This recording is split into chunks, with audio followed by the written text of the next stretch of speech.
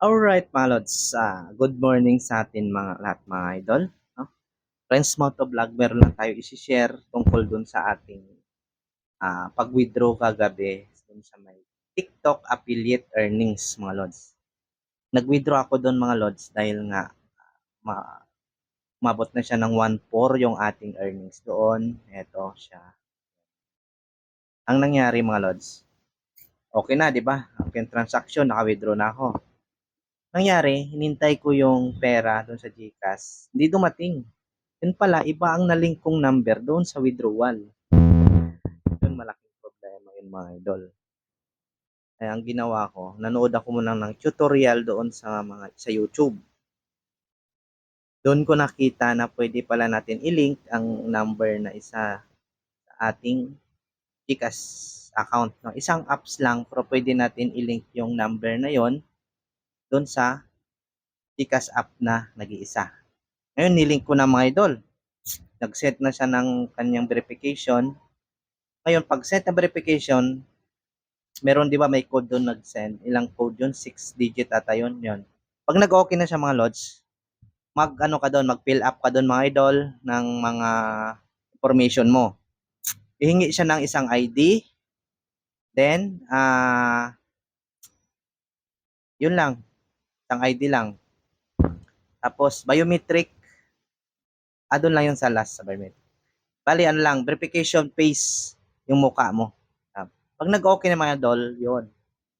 Makikita mo na yung pera na nakalink doon mga lord. Nakalink yung nakasend pala, sorry.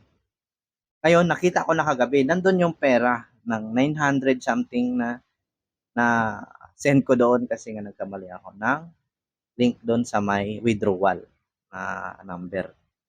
Ito na mga idol, nakita ko na, okay na. Ngayon, naisipan ko na i-transfer doon sa may isang GCash ko. Kasi doon yung talagang main GCash ko sa number na yun. Yung lagi nagsisend ang mga payment, yung mga transaction ko. Ngayon, naghihingi na naman siya ulit ng verification mga idol. Yan. Ngayon, tatapusin nyo lang yon. Pag once na okay na yung verification na yun, parang same lang din ng una ng ginawa mo. Okay na mga lods. Tsaka mo yon magamit sa mga transaction mo. Payout, yun sa TikTok, yun. Okay na siya mga idol.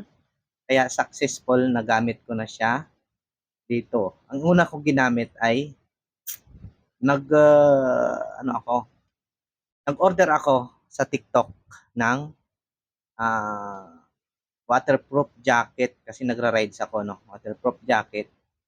Doon na 200 plus lang ata yung mga lods. Yun. Nagamit ko siya mga lods. Okay na siya. Hindi lang yun mga lods. Pwede mo na siya withdraw through cash. Okay na siya mga lods.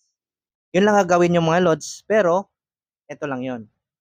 Once lang naman na panagkamali kayo ng ginsendan na number nyo. Umaya, may nag-send na tropa mo, mali pa lang na-send mo number sa kanya, yun, papasok doon. Yun lang mga lods. Makuha mo pa rin ang pera. Mga lods.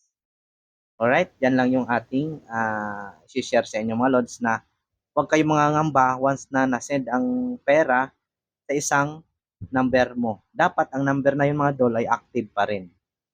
Mahirap pag hindi active kasi hindi na natin mahabol siguro ang pera na yun. Ewan ko lang. Kasi iba, kahit nga nag-send sa ibang tao, pwede pa mahabol. Basta, help mo lang.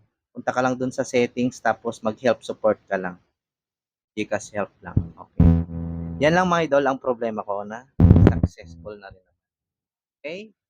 Pwede pala natin makuha ang pera doon sa isang number ko. Alright.